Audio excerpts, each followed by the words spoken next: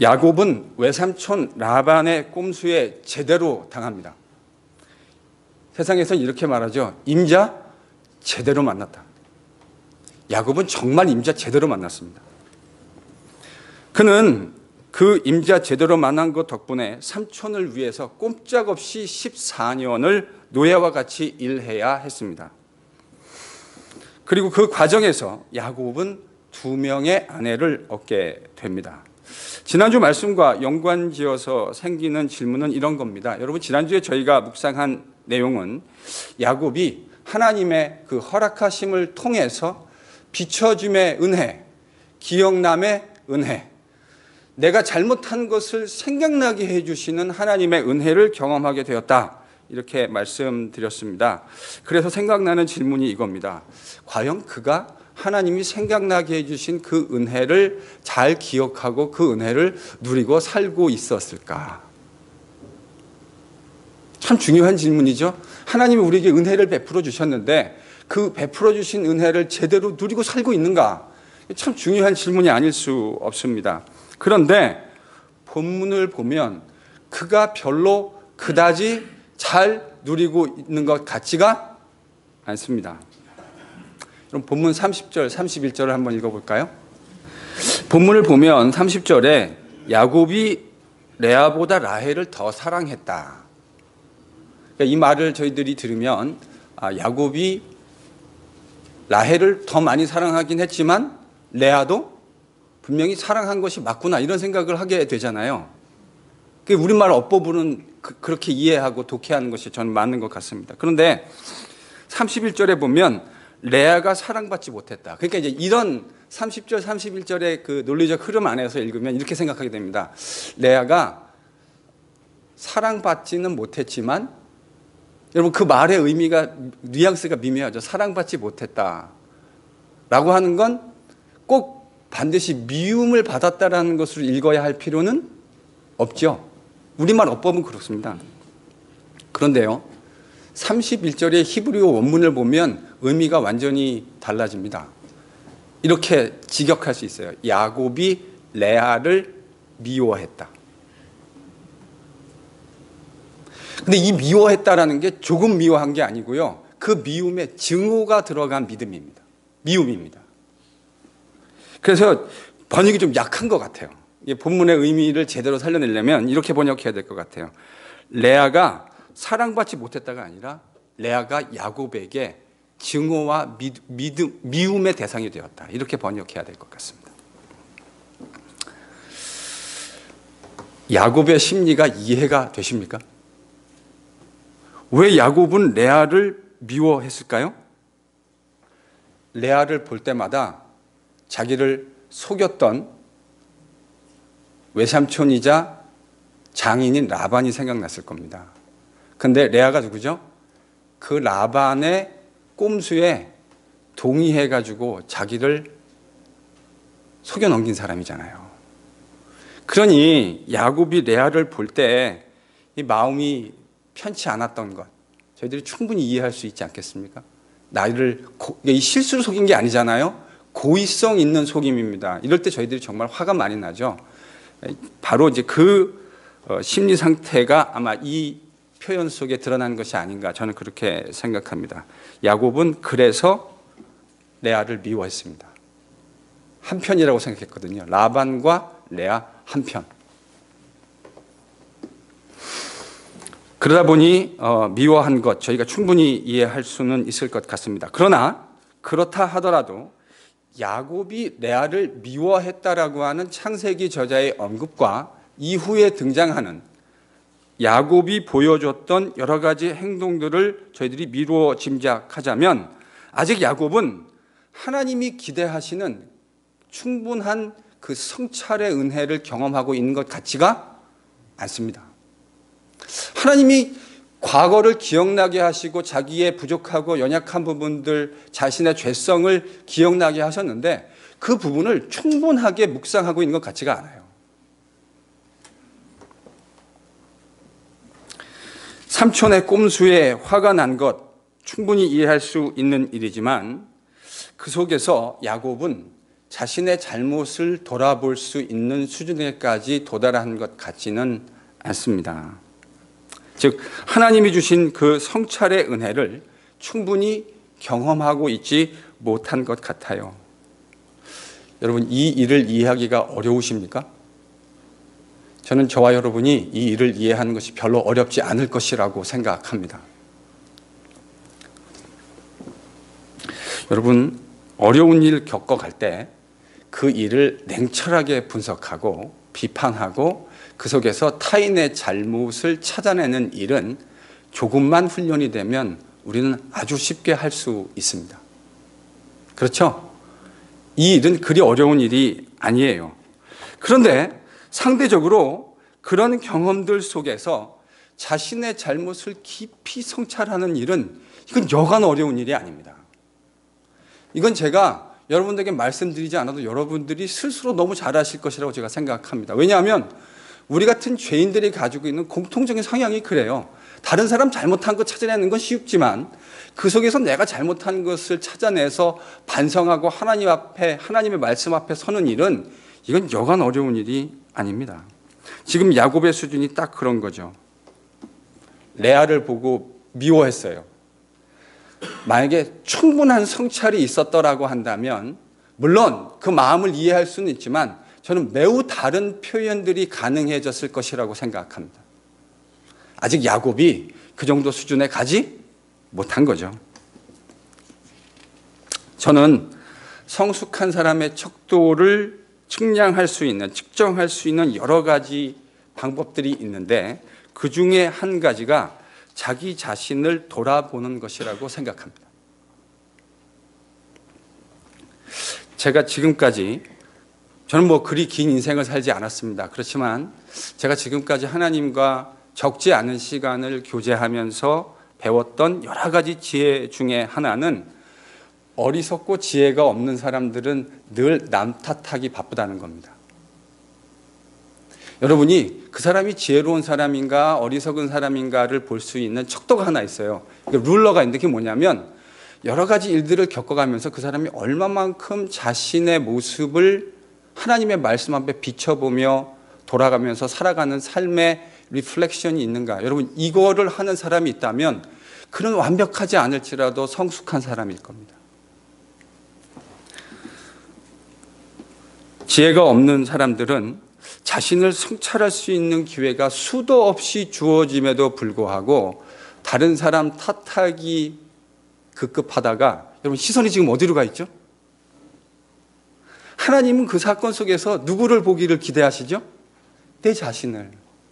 그 부족함이 많은 내 자신을 보고 돌이켜서 하나님과 온전한 교제 안으로 들어와서 그 축복을 누리길 기대하시는데 어리석은 사람들은 항상 그 속에서 다른 사람을 바라봄으로 그 기회를 여지없이 놓치고 맙니다. 그러니 지혜가 없는 사람이죠. 지혜 있는 사람은요, 그 사건들 속에서 자신을 돌아보게 됩니다. 하나님, 저의 부족함이 어떤 부분이 있는지요? 돌아보게 하옵소서. 기억나게 하옵소서. 하나님이 기억나게 해주십니다. 사랑하는 성도 여러분, 저는 여러분들이 말씀 속에서 한 분의 예외도 없이 다른 사람의 모습이 아니라 우리 자신의 모습을 말씀 앞에 돌아볼 수 있는 은혜가 있기를 바랍니다. 여러분, 이게 영적인 매직아이입니다. 하나님 앞에 내 자신을, 다른 사람들은 다 외부를 바라보고 있을지라도 하나님이 나에게 기대하시는 내 자아를, 내면을 들여다볼 수 있는 기회 절대로 놓치지 않으시기를 바랍니다. 그래야 건강한, 하나님이 기대하시는 성숙한 신앙인의 모습을 가지게 되는 겁니다. 저는 그 일이 오늘 본문을 읽는 우리에게 하나님이 기대하시는 여러 가지 일 중에 하나가 아닐까 그렇게 생각합니다. 이 영적인 매지가이가 여러분에게 열릴 수 있기를 바랍니다.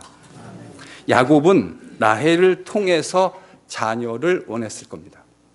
제가 지금 누구를 통해서 자녀를 원했다고 말씀드렸습니까? 라헬을. 그러지 않았겠어요? 제가 그렇게 사랑하는 아내 라헬을 통해서 자녀를 얻고 싶지 않았겠습니까? 그런데 하나님은 무슨 이유에선가 라헬이 아니라 누구를 통해서 자녀를 주십니까? 레아를. 참, 이 이유에 대해서 후반부에 가서 좀 더 생각해 보겠습니다. 아마도 야곱은 거의 대부분 결혼 생활을 레아가 아닌 라헬과 했을 것 같습니다. 제가 지금 무리한 추론을 하고 있는 건가요? 그러지 않았겠어요? 미워한 아내 레아와 너무나 사랑했던 아내 라헬, 누구랑 같이 있고 싶었을까요? 야곱은 말할 것도 없이 라헬입니다. 아마 대부분의 시간을 레아가 아니라 라헬과 보냈을 겁니다.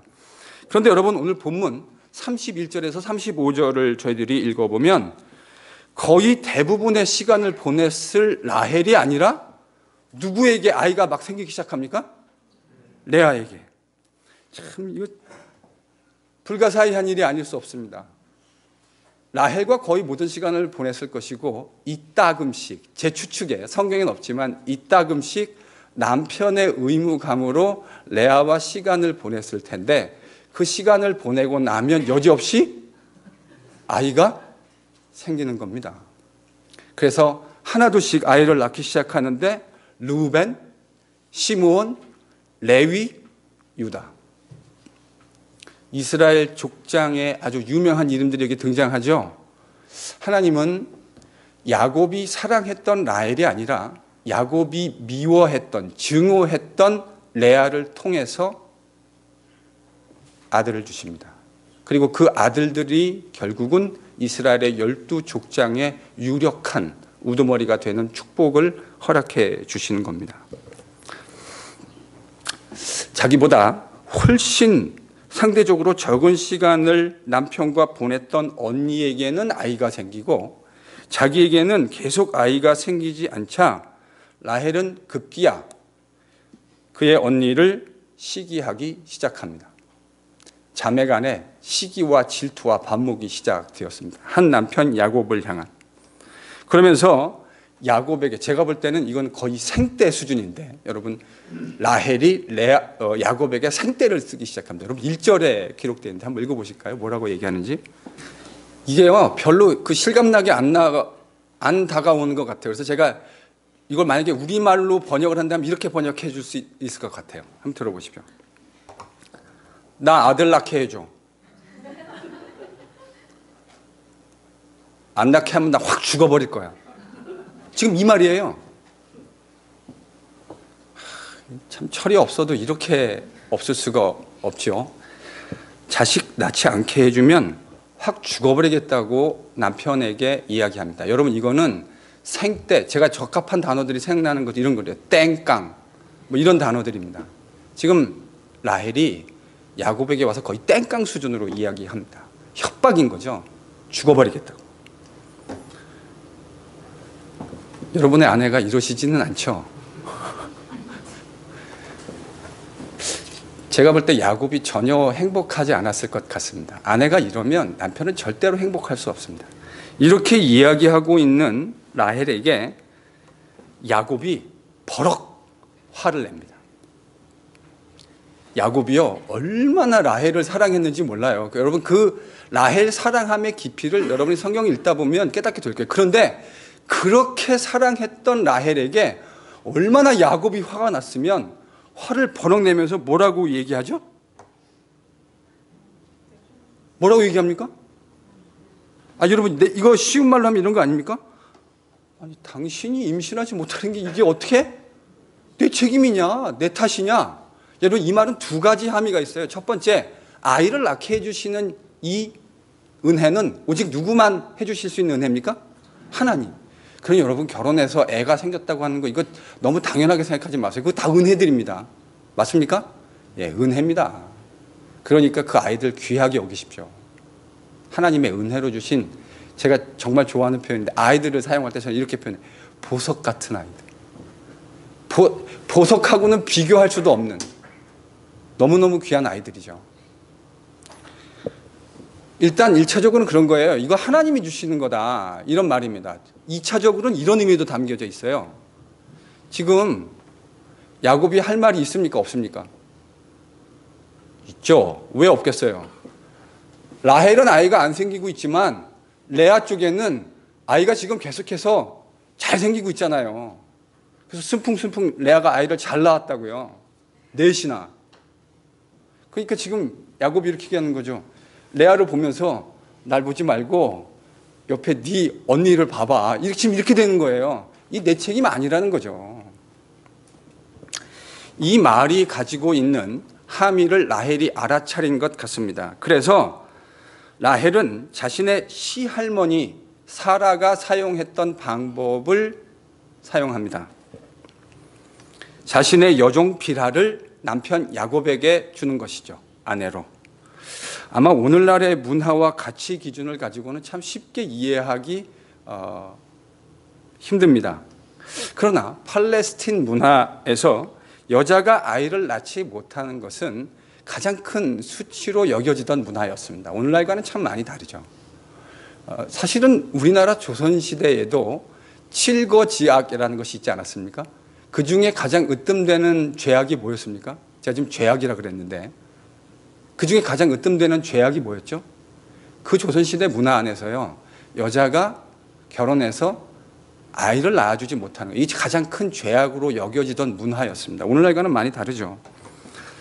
그래서 그 수치를 극복하기 위해서 자신의 여종, 여러분 여종이라고 하는 것은 소유라고 하는 의미입니다. 자신의 것을 남편에게 주어서 그 여자가 수태하게 되어지는, 낳는 아이가 자기의 것이 되어지는, 그러니까 이 당시 이 팔레스틴의 문화 안에서는 너무 당연하게 받아들이는 그런 문화였습니다. 그래서 그 종이 낳은 아이도 누구의 아이가 됩니까?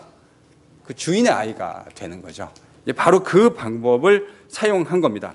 그래서 라헬은 아들 둘을 얻게 되는데 그의 이름을 각각 단, 납달리 이렇게 이제 이름을 붙이게 됩니다. 여러분, 납달리라고 하는 말의 의미는 참 재밌어요. 내가 언니와 경쟁해서 이겼다. 여러분, 이 이름 짓는 게요, 이 단순히 이름 짓는 게 아니라 지금 이 이름 짓는 네이밍 뒤에는 라헬과 레아의 사이콜로지가 들어가 있어요. 그러니까 라헬은 지금 이 애 낳는 거를 뭐로 이해한 거죠? 언니와 부인 둘이 있는데 그 부인 둘 사이의 경쟁으로 이해한 거예요. 그래서 애 둘 낳고 뭐라고 얘기했어요? 내가 언니하고 경쟁해서 이겼다. 스코어는 몇 대 몇인데요? 4대인데 왜 이런 판단이 나왔는지 모르겠지만 4대인데 자기가 이겼다고 지금 생각하고 있어요. 그랬더니 이 상황을 가만히 지켜보고 있던 레아도 이 경쟁에 본격적으로 뛰어들기 시작합니다. 그래서 자신의 동생이 사용한 것과 정확하게 똑같은 방법으로 자신의 남편에게 자신의 종을 주죠. 실바를 줍니다. 그래서 레아도 실바를 통해서 갓과 아셀이라고 하는 두 아들을 얻게 됩니다. 자, 스코어 몇 대 몇으로 바뀌었습니까? 6대2. 이 자매 간에 있는 애 낳기 경쟁이 점입가경, 아주 흥미로운 모습으로 발전되기 시작합니다. 바로 어떤 사건이냐면 이른바 합한채 사건입니다. 이런 경쟁 속에서, 자매들 사이의 경쟁들 속에서 합한채 사건이 발생했습니다. 팔레스틴은 밀추수 시기에, 지금보다 조금 더 늦은 시기인데 이 밀추수 시기에 들에서 야생으로 서식하는 합한채라고 하는 식물이 있었습니다. 고대인들은 이것이 여자들의 임신에 효력이 있다고 생각했습니다. 그래서 민간요법으로 많이 사용했던 것 같습니다. 정확하게 합한채가 무엇이냐에 대해서 사람들의 이야기가 좀 있기는 한데 이 뿌리에 약간 마약성, 독성분이 있다고 이야기합니다. 그래서 제가 조사를 해보니까 이것이 실제로 사람들에게 과다 복용되었을 경우에는 신경을 손상시킬 수도 있는 그런 위험한 물질이 들어있다고 합니다. 어쨌든 이것이 어떤 이유에선가 민간요법으로 팔레스틴에서는 여성이 임신하는데 매우 도움이 되는 것으로 간주되었던 것 같습니다. 바로 이 합한채를 레아의 맏아들인 누가 얻어오게 됩니까? 르우벤이 밀추수하러 갔다가 밀추수하는데 가만히 보니까 뭐가 딱 눈에 띄어요? 합한채가. 그래서 그거 가지고 지금 누구에게 막 달려간 겁니까? 엄마에게. 이 큰아들이 엄마가 뭐를 원하고 있는지 잘 알고 있습니까? 모르고 있습니까? 너무 잘 알고 있는 거죠. 제가 여러분들에게 그런 이야기 종종 드려요. 말로 하는 교육 되게 중요한데요. 실제로 여러분이 가지고 있는 가치 체계를 아이들이 말은 안 하고 있지만 다 보고 있습니다. 그래서 사실 더 무서운 교육은 무슨 교육이죠? 말로 하는 교육보다 훨씬 무서운 교육은 행함으로 하는 교육입니다. 내가 가지고 있는 그 가치 체계를 그대로 보여주는 교육. 이건 훨씬 파급 효과가 큰 교육입니다. 엄마가 레아가 아마 루벤에게 이 당시 문화에서 이런 거 잘 이야기하지는 않았을 거예요. 그런데 말 잘하지 않아도 루벤은 엄마가 지금 뭐 원하고 있다는 거 너무 잘 알고 있는 거죠. 그래서 합판체를 보자마자 아마 성경이 정확하게 묘사해 주지는 않았지만 막 들고 막 신나게 엄마에게 달려갔을 거예요. 엄마가 기뻐할 것을 생각하면서. 자, 이 첩보가 누구에게 전달이 됩니까? 라헬에게 전달이 됩니다. 근데 라헬이 가가지고 자기 언니에게 이렇게 말합니다. 그 합판체를 14절에 보면 청구하노라. 뭐 한다고요? 청구한다. 그래서 이제 제가 기본적으로 설교를 준비할 때 번역본이 중요하지만 원문을 계속 참조해서 읽습니다. 근데 이 청구라는 단어가 참 재밌어요. 그러니까 이 청구란 단어의 이 번역을 왜 이렇게 했을까 제가 이제 고민을 했는데 저는 이 문맥 속에서 약간 의역이 들어간 것 같기는 합니다. 근데 이 청구라는 말의 의미는 이런 거 아닙니까? 내가 뭘 할 수 있는 권리가 있을 때, 그러니까 그걸 달라 그랬을 때 그게 미안하면 청구라고 말할 수 있습니까? 없습니까? 청구할 수 없는 거잖아요. 그러니까 내가 뭔가 이것을 말할 수 있는 권리가 있다고 생각할 때 우리는 청구라고 말할 수 있는 거 아닙니까? 그러니까 이 말은 라헬이 지금 합판체 언니한테 달라고 했을 때 뭔가 달라고 요구할 만한 뭐가 있다고 생각한 것 같아요. 그 이야기는 이 이야기를 여러분 듣고 나시면 이해가 훨씬 잘 되실 거라 생각합니다. 이렇게 합판체 달라고 하는 말에 레아가 여러분 기분이 좋겠습니까? 이건 나쁜 정도가 아니죠. 15절 여러분 한번 읽어보겠습니다. 뭐라고 말하는지. 레아가 이 합판체 청구하노라라고 하는 이 동생의 얘기에다 뭐라고 얘기하는지 15절 읽습니다. 분명히 15절에는요, 이런 단어가 어구가 들어있지 않아요. 근데 제가 그 의미를 좀 살리려고 의역을 좀 해봤습니다. 이렇게 의역하면 어떨까 싶어요. 이 양심 없는 인간아, 내가 남편도 독차지하더니 이제는 합판체까지 달라고 하느냐? 물론 성경 안에는 이 양심 없는 인간아라는 어구는 없습니다. 근데 여러분 문맥을 잘 살펴서 읽어보면 이런 거 아닙니까? 여러분 해석이라는 건 인터네이션을 복원하는 거예요. 실제로 이게 어떤 문맥에서 어떤 의미를 가지고 있었을까? 저는 틀림없이 이 양심 없는 인간아 이런 어구가 들어있었을 것 같아요. 뉘앙스상. 남편도 독차지하더니 이제는 합판체까지 달라고 하느냐. 근데요, 여기에서 라헬이 왜 이런 얘기를 했는지 플랜 B가 등장합니다. 합판체 주면 오늘 밤에 남편과의 잠자리 내가 언니한테 보장해 줄게. 저 이걸 보면 그 한국 옛날에 그 고사성어에 부창부수라는 말이 있잖아요. 그 남편의 그 아내입니다. 꼼짝달싹할 수 없는 거 탁 붙들고 와가지고 자기 언니, 지금 언니가 가지고 있는 약점이 이거 언니한테는 상처 아닙니까? 근데 그게 상처인 걸 뻔히 알면서 언니가 합판체 주면 오늘 밤에 남편 언니한테 보내줄게. 지금 이런 거예요. 그런데 더 슬픈 건 레아는 이 제안을 거절할 수 없다는 겁니다. 여러분 합판체만 있으면 뭐합니까? 하늘을 봐야 별을 따는 거죠. 합판체만 들고 있으면 뭐예요? 합판체 들고 있으면 아이가 생깁니까? 그러니 레아는 이 제안 거절할 수 없습니다. 그래서 합판체 동생에게 주고 그날 밤에 남편을 맞게 되는 거죠. 근데 이 성경 읽어보면 야곱이 라헬 말을 정말 잘 들었던 것 같아요. 그렇게 하려니까 아무 대꾸 없이 그대로 합니다. 그러니까 야곱은 정말 라헬을 사랑했던 게 맞아요.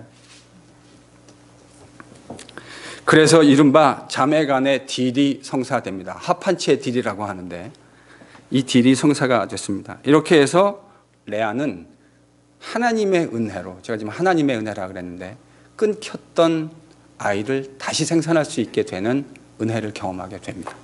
그래서 5번째, 6번째 아들 이사갈, 그리고 스불론이라고 하는 두 아들을 얻게 되고, 바로 이때에 합한채 사건 이후에 딸 디나까지 하나님이 허락해 주시는 은혜를 잊게 됩니다. 그리고 이 오랜 시간이 흐르고 난 후에 마침내 라헬도 아들을 얻게 되는데, 그가 그 유명한 누구입니까? 요셉. 라헬은 철이 없을 뿐만 아니라 욕심도 참 많은 여자였던 것 같아요. 이렇게 이제 라헬을 얻고 난 다음에 이름을 뭐로 지었다고요? 요셉. 이 요셉이라는 말의 히브리 어원은 아사프라고 하는 단어인데, 이건 뭐냐면 영어로 번역하면 애드업. 지금 왜 요셉이라고 지은 거죠? 하나님 하나로는 만족할 수 없습니다. 더해 주시죠. 아들 더 낳게 해 주세요. 이렇게 요셉, 아사프라는 어원을 가지고 요셉이라는 이름을 지었습니다. 저는 오늘 저희들이 상당히 긴 성경 구절을 읽었는데, 제가 이걸 반으로 잘라서 2번으로 할까 이렇게 생각을 했는데 그냥 하나로 묶어서, 너무 창세기 얘기를 오래 하면 여러분이 지루해 하실 것 같아가지고 창세기를 좀 짧게 하려고 그나마 하나로 딱 이렇게 묶었습니다. 여러분, 이 내용을 읽어가자니 이 내용이 도대체 성경의 내용인지, 우리가 한국 아침에요, 한국에 드라마를 해주는데 그 드라마의 별명이 뭐냐면, 한국 사람들 요즘에 걸려 막장 드라마라고 한다고 하더라고요. 저는 한국 아침 시간에 그 드라마를 볼 수 있는 기회가 거의 없었습니다. 근데 이제 신문을 보니까 그 비평하는 사람들이 그 내용들이 다 막장 내용들을 가지고, 주로 주부들을 대상으로 보시는 분들이 많으니까 이제 그렇게 막장 드라마를 만들었다고 하더라고요. 자극적이고 선정적인 어떤 소재들을 가지고 그런 이제 주제를 담아서 표현했던 것 같습니다. 저는 이 이야기를 들으면, 오늘 성경 이 이야기를 읽으면 이게 성경 이야기인지 한국 드라마 막장에 나오는 이야기치가 내용상 별로 구분이 잘 안 돼요. 그런데요, 이런 연약해 보이는 인간들의 시기, 질투, 반목 속에 어느덧 야곱의 아들은 지금 몇 명이 되어 있습니까? 11명. 아, 숫자 빠르시네요. 자, 4대2, 6대2, 9대2, 8대2, 8대3. 맞죠? 그래서 도합 11명. 사커팀을 하나 만들 수 있는.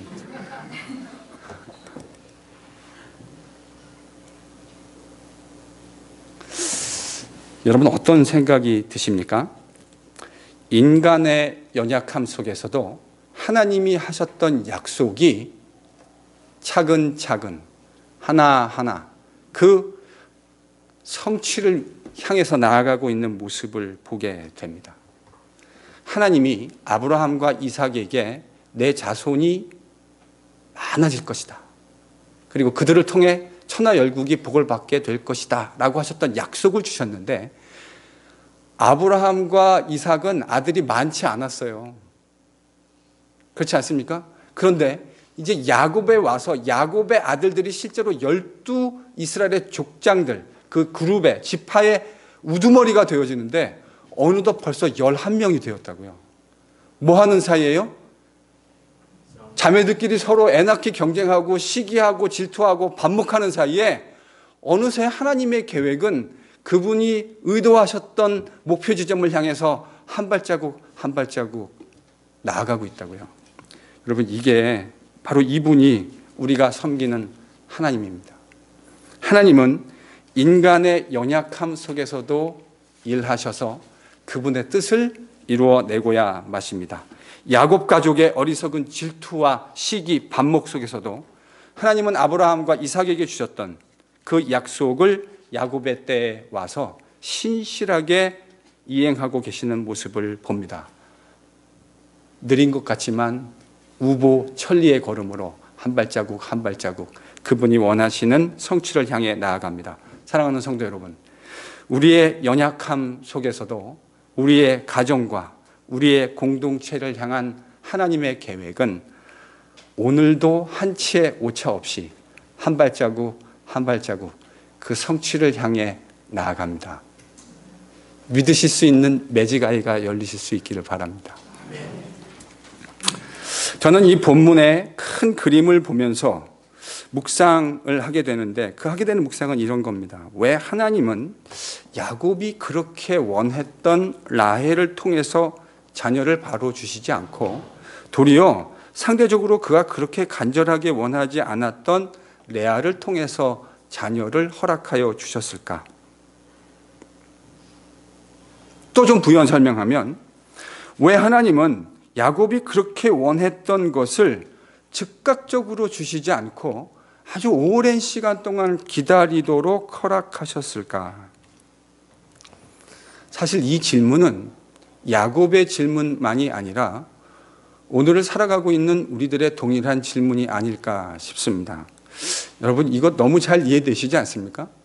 저는 제 인생을 보면 제가 정말 간절히 원했던 것, 하나님이 주신 것도 있지만 주시지 않은 것이 더 많은 것 같습니다. 정직하게 얘기하면. 제가 그렇게 간절히, 때로는 그 동기도 매우 순수했던 것 같은데 하나님은 제가 달라고 하는 것을 주신 것보다는 주시지 않은 것이 더 많은 것 같습니다. 그리고 주시더라도 바로 주시면 참 좋은데 바로 안 주시고 정말 오래 기다리게 만드시는 경우가 허다해요. 그래서 제가 참 참람하긴 한데 제가 저희 아버지 하나님께 별명을 하나 지어드렸습니다. 궁금하지 않으세요? 무슨 별명을 지어드렸는지. 제가 하나님께 이렇게 별명을 5분 전 하나님. 뭐 급하면 좀 빨리 주시면 좋잖아요.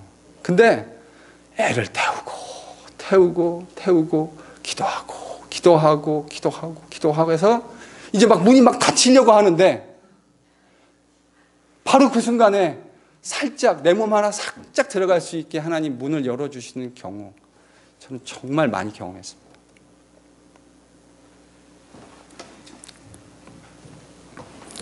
여러분들도 비슷한 삶을 걸어오셨을 것이라고 생각합니다. 왜냐하면 그게 하나님이 죄인인 우리를 다루어 가시는 방식이라는 걸 제가 깨달았기 때문이에요.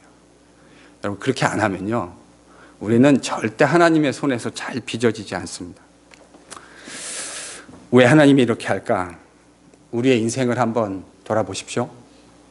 하나님이 그렇게 우리 인생에 공들이셔야만 우리는, 2주 전 설교 제목이 뭐였죠? 목사님 1주 전 설교 제목도 기억이 안 나는데 2주 전 설교 제목이라니. In His mighty and faithful hands. 그의 능하시고 신실하신 손 안에서.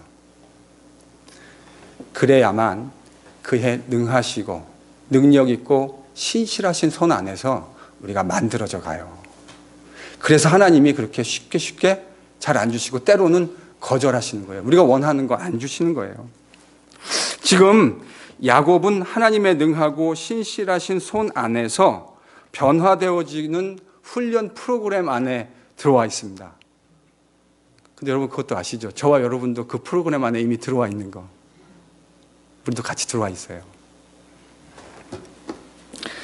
그래서 하나님은 야곱에게 자기 삼촌 라반에게 철저하게 당하는 과정을 통해서 자기 내면을 돌아볼 수 있는 은혜를 베풀어 주셨습니다.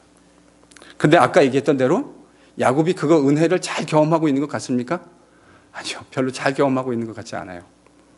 그래서 그 훈련 프로그램의 또 다른 일환으로 신실하신 우리 아버지 하나님은 야곱의 인생에 부족함, 기다림이라고 하는 훈련을 또 은혜로 허락해 주십니다.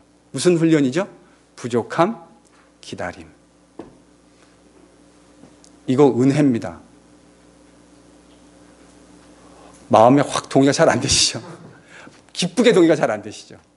동의는 될 수 있지만 기쁘게 동의가 잘 안 되죠. 왜냐하면 부족함, 기다림을 경험하는 인생 가운데 이거를 즉각적으로 기쁘게 받아들이는 인생은 잘 없기 때문에 그렇습니다. 결핍, 부족함, 기다림을 경험하게 되면 우리 같은 대다수의 부족한 죄인들은 이거 잘 견디지 못합니다. 그래서 하나님께서 그 결핍을 반드시 해결해 주셔야만 살 수 있다고 생각합니다. 그래서 하나님, 이 부족함, 결핍 해결해 주십시오. 근데 그냥 해결해 주십시오도 아니고 어떻게 해결해 주십시오라고 기도하죠? 빨리 해결해. 빨리 자수를 하십시오. 빨리 해결해 주십시오. 이렇게 기도하게 되죠. 그래서 제가 참 많이 봤어요. 이 부족함과 결핍이란, 기다림이라는 과정 속에서 하나님을 만나는 분들을 참 많이 봤거든요. 근데 여러분, 우리가 이런 거 아닙니까? 그렇게 계속 하나님께 기도하다가 어느 날 문득 머리에 스치듯이 지나가는 생각이 생기죠. 그게 뭡니까? 이 결핍과 기다림이 좀 불편하기는 한데, 근데 이게 꼭 나쁜 것만이 아니라 나에게 영적인 축복이 될 수 있구나 하는 사실을 저희들이 생각하게 됩니다. 왜 그렇죠? 우리는 그 결핍과 기다림 속에서 진정한 인간의 실존, 우리의 모습을 보게 되기 때문에 그렇습니다. 결핍과 기다림을 경험하면서 우리는 우리가 어떤 사람인지를 그제야 비로소 제대로 보게 됩니다. 그리고 하나님 없이는 안 된다고 하는 인간의 본래적 실존의 모습에 아주 적나라한 모습으로 서게 되는 거죠. 그러니 은혜죠. 여러분, 인간이 하나님 없이 제대로 잘 살 수 없다는 사실을 믿으십니까? 믿으세요? 그러니 그걸 믿으니 그렇게 될 수 있는 환경이 만들어지는 게 은혜죠.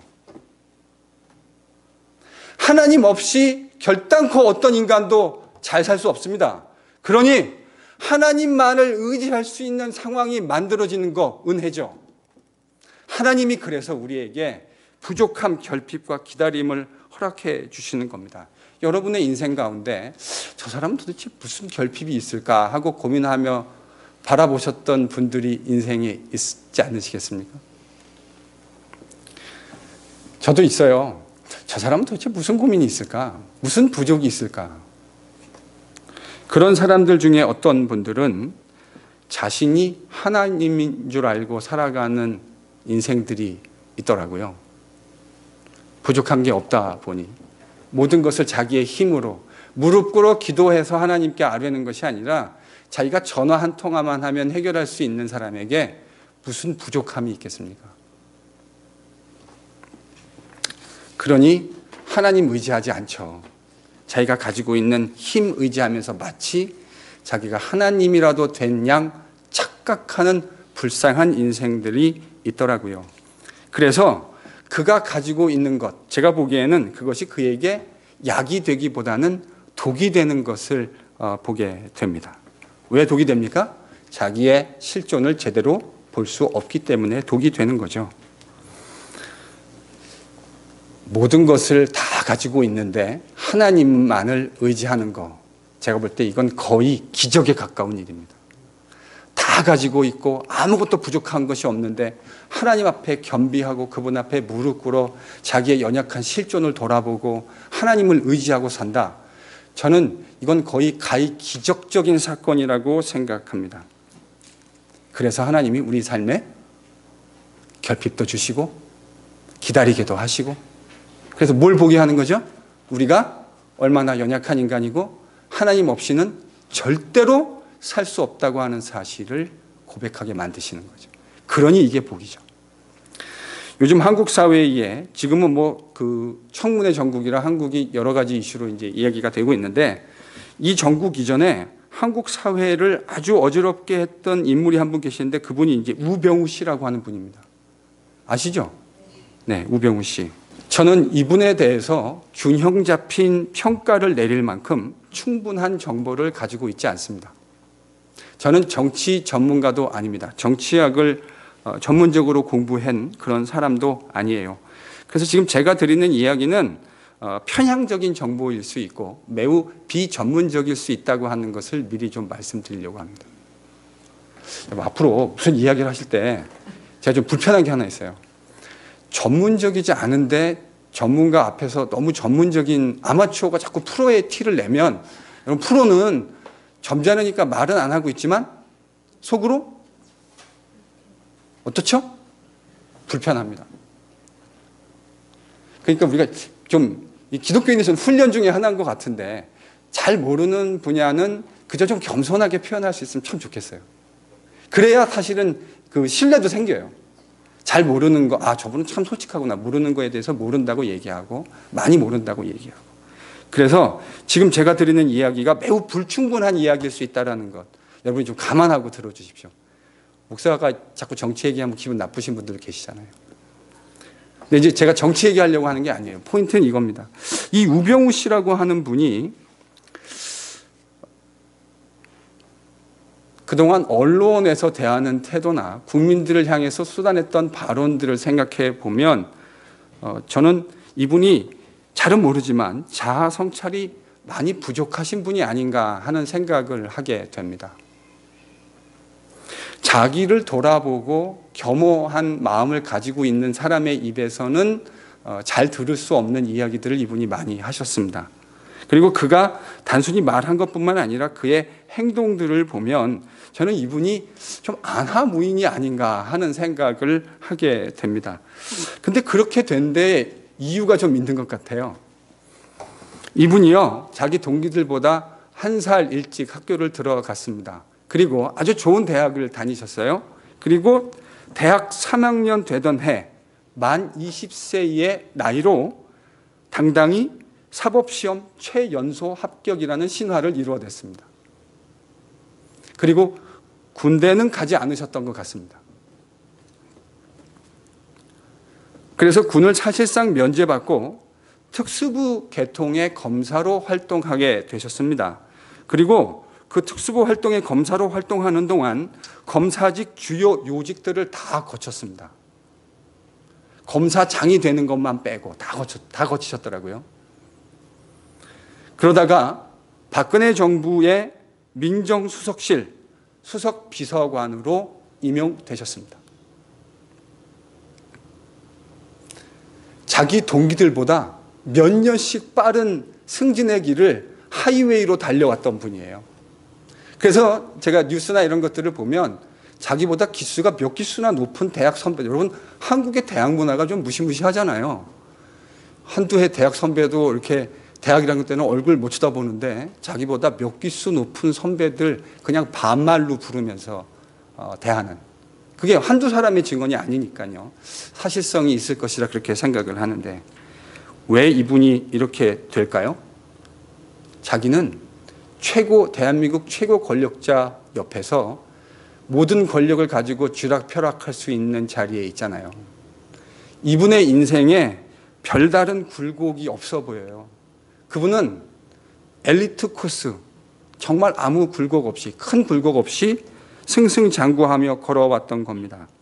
그러다 보니 그런 자신의 연약한 인간됨을 진지하게 성찰할 수 있는 기회가 얼마나 많이 있었겠습니까? 저는 지금까지 하나님의 신실한 종들, 선배 목사님들, 신실한 종들, 또 동료들, 또 후배들과 같이 경험하면서, 같이 교제하면서 하나님께서 자신이 사랑하는 신실한 종들에게 참 많은 결핍과 오랜 기다림을 요구하신다고 하는 것을 제 삶에서도 봤고 그들의 삶에서도 목격했습니다. 그리고 그분들의 삶과 제 삶에 대한 면밀한 관찰을 통해서 저는 그 결핍과 기다림이 하나님의 저주가 아니라 하나님이 그의 전능하시고 신실하신 손에서 우리를 빚어가시고 만들어가시는 아름다운 축복의 방법이고 통로라고 하는 사실을 깨닫게 되었습니다. 그러한 결핍과 기다림이 있어야 하나님이라고 하는 그 신실한 분을 기다리고 그분이 하실 일을 바라고 기도하게 되어지는 그 신실한, 교만하지 않는 무릎의 삶을 살아가게 되는 것을 여러 하나님의 신실한 사람들의 삶 속에서 발견하게 되었다는 말이죠. 그러니 여러분이 원하는 대로 하나님이 주시는 것도 은혜입니다. 그러나 여러분이 원하는 것을 주시지 않는 것도 은혜입니다. 주시되 오랫동안 기다리게 만드시는 것도 은혜입니다. 여러분, 우리 이거 같이 겪었잖아요. 저도 빨리 오고 싶었다고요. 근데 하나님이 기다리게 하시잖아요. 그럼 뭐 해야 합니까? 신실하게, 따라하십시오. 신실하게 기다려야 합니다. 왜냐하면 그 기다림은 낭비가 아닙니다. 그 낭비는 아무런 목적 없이 주어진 것이 아닙니다. 그 기다림과 결핍 속에서 하나님은 우리의 인격이 하나님만을 의지하고 하나님만 바라보며 신실하게 걸어가는 그 인생이 되도록 의도하시는 거예요. 그러니 이 모든 귀한 진리를 바라볼 수 있는 매직 아이의 눈이 열리시기를 바랍니다. 사랑하는 성도 여러분, 여러분이 원하는 대로 잘 되지 않아서 고민하시고 혹시 낙담하십니까? 하나님께 오랫동안 기도하십시오. 그럼에도 불구하고 하나님이 주시지 않으시는 것들도 있잖아요. 포기할 것, 이것이 포기되어지는 것이 나에게 유익하구나 라고 생각하고 포기할 수 있는 은혜가 있기를 바랍니다. 기다리게 하십니까? 여러분, 신실하게 기다리십시오. 그 기다림 속에 진정한 아름다우신 하나님의 성품, 기다림을 배워가는 성숙의 열매, 그것을 바라볼 수 있는 매직 아이 열리실 수 있기를 예수님의 이름으로 간절히 축원합니다.